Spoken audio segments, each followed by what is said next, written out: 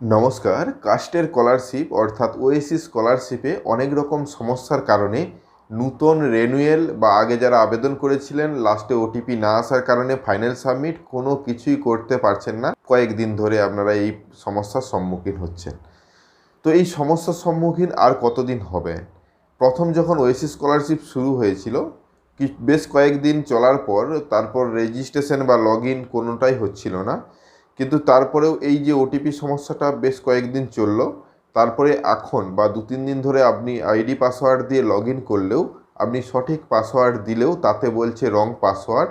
আপনি password forget করতে পারছেন না, বা ওটিপি আসার পর পাসওয়ার্ড আবার ফরগেট করে যখন আবার পুনরায় লগ ইন করছেন তখন আসছে না।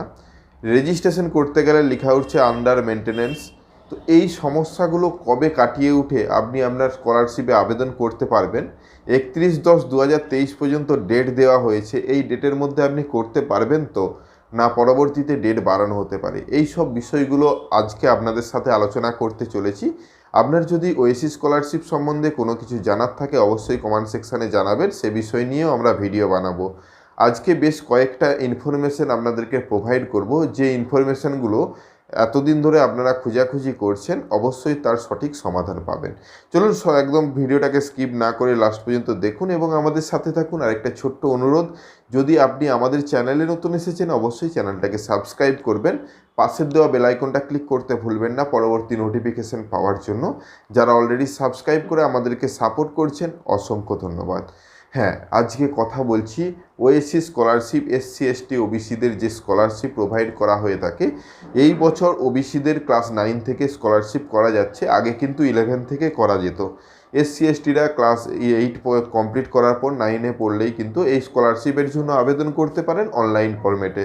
তো অনলাইনে আবেদন করার পর ইনস্টিটিউট সিগনেচার, সে এলাকার বিডিও বা পৌরসভার সিগনেচার করে জমা দিতে হয় ফর্মটা, তবে আপনি এই স্কলারশিপটা পেয়ে থাকেন কেন্দ্র সরকারের তরফ থেকে।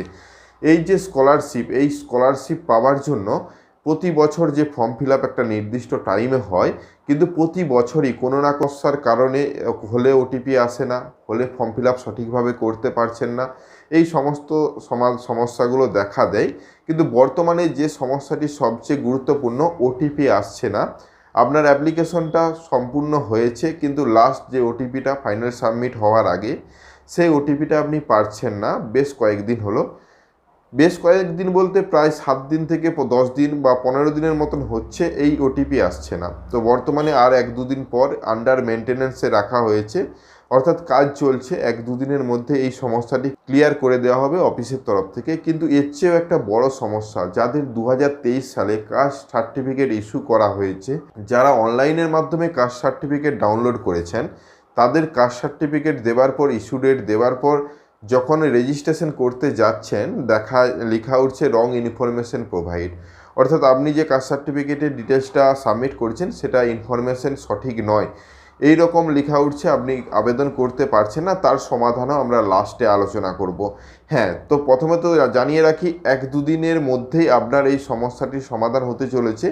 যাদের ওটিপি সমস্যা চলছে, যারা রেজিস্ট্রেশন করতে পারছেন না বা ওটিপি সমস্যা, কারণ কি যারা রিনিউয়াল করতে যাচ্ছেন, রিনিউয়াল করার সময় দেখবেন আইডি এবং পাসওয়ার্ড লগ ইন করার পরে ওটিপি আসছে মোবাইলে, লেখা উঠছে যে স্কলারশিপের তরফ থেকে ওটিপি এসেছে, কিন্তু ওটিপিটা দিয়ে যে লগ ইন করবেন তার জায়গাটা আসছে না, রিডাইরেক্ট হয়ে প্রথম পেজে চলে আসছে।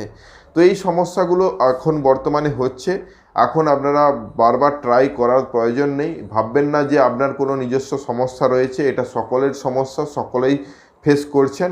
হ্যাঁ, 2 দিনের মধ্যে এটা সমাধান হয়ে যাবে।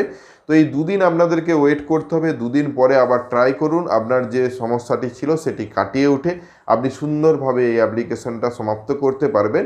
একই পদ্ধতি, একই সিস্টেম রয়েছে, আমরা এ বিষয়ে অনেক ভিডিও বানিয়েছি, সে ভিডিওগুলো দেখতে পারেন। রেনুয়েল এবং নতুন একদম স্টেপ বাই স্টেপ পদ্ধতি অবলম্বন করে আমাদের ভিডিও বানানো রয়েছে, আমাদের চ্যানেল ভিজিট করে সেই ভিডিওগুলো দেখতে পারেন কিভাবে করবেন। একটা ইম্পর্টেন্ট তথ্য দিয়ে রাখি, এই বছর 2023-24 সেশন থেকে যে ইনকাম সার্টিফিকেট আপলোডের কথা বলা হয়েছে সেটা ডিস্ট্রিক্ট থেকে ইনকাম সার্টিফিকেট আপলোডের কথা বলা হয়েছে। অর্থাৎ বিডিও ইনকাম সার্টিফিকেটের কথা বলা হয়েছে। অনেকে ভুল করে অঞ্চল বা পৌরসভা ইনকাম সার্টিফিকেট আপলোড করে দিচ্ছেন।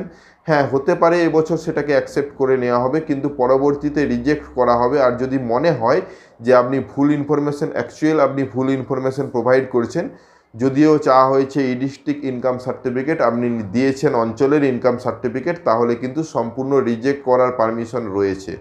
অর্থাৎ এই বিষয়টা মাথায় রাখবেন। যদি এখন পর্যন্ত ভিডিও ইনকাম সার্টিফিকেট না তৈরি করেন ই ডিস্ট্রিক্ট পোর্টাল থেকে, সেই পদ্ধতি ডেসক্রিপশনে দিয়ে রাখছি, সেটা দেখে আবেদন করুন এবং সেই কপিটাই আপলোড করবেন যখন স্কলারশিপ আবেদন করবেন। এটাই একটা আলাদা নতুন পদ্ধতি অবলম্বন করেছে, অনেকের সমস্যা হচ্ছে। তাছাড়া এনপিসিআই লিঙ্ক ব্যাংকের সাথে যাদের নেই, সরাসরি তাদেরকে পারমিশন দিচ্ছে না এই ফর্মটি সাবমিট করার।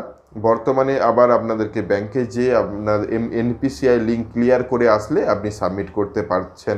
এই যে পদ্ধতি, এগুলো নিয়ে আমরা অলরেডি ভিডিও বানিয়েছি। অনেক সমস্যা রয়েছে এই বছর যে ওএসিস স্কলারশিপের ক্ষেত্রে। সমস্ত প্রবলেমগুলোও যদি আপনাদের সামনে নিয়ে আসতে থাকি, তাহলে কিন্তু ভিডিওটা অনেক বড় হয়ে যাবে। আপনাদের কাছে এটাই বলতে আসা, 1-2 দিন ওয়েট করুন এবং তারপর ট্রাই করবেন। আপনাদের যা সমস্যা রয়েছে সমস্তটাই ক্লিয়ার হবে। যখনই ক্লিয়ার হবে তখনই কিন্তু সাবমিট করবেন আপনার অ্যাপ্লিকেশনটা, না হলে হয়তো দেরি হতে পারে। আর ডেট বাড়ানোর বিষয়টা, হ্যাঁ অবশ্যই ডেট বাড়ানো হবে। এই স্কলারশিপে প্রতি বছরই ডেট বাড়ানো হয়, এই বছরও বাড়ানো হবে। কারণ কি, যেহেতু কয়েকদিন ধরে, প্রায় বহুদিন ধরে এই সমস্যাটি চলছিল, সেই কারণে ডেট 100% বাড়ানো হবে, ভাবার কিছু নেই। যদি ভাবছেন যে ভিডিও ইনকাম করতে দেরি হবে বা আরও কাগজপত্র রেডি করতে দেরি হবে, তাহলে ওয়েট করুন, কিন্তু সঠিকভাবে ফর্ম ফিল আপ করবেন, এটাই বলা। তো আশা করি আজকের সম্পূর্ণ বিষয়গুলো বুঝতে পেরেছেন। যদি কিছু জানার থাকে অবশ্যই কমেন্ট সেকশানে জানান, আমরা চেষ্টা করব সঠিক তথ্য দিয়ে সাহায্য করার। আজ এই পর্যন্তই, দেখা হচ্ছে নতুন কোনো ভিডিও নিয়ে। ভালো থাকবেন, সুস্থ থাকবেন। যদি আমাদের চ্যানেলে নতুন এসেছেন, অবশ্যই চ্যানেলটাকে সাবস্ক্রাইব করবেন। আর যারা অলরেডি সাবস্ক্রাইব করে আমাদেরকে সাপোর্ট করেছেন, অসংখ্য ধন্যবাদ।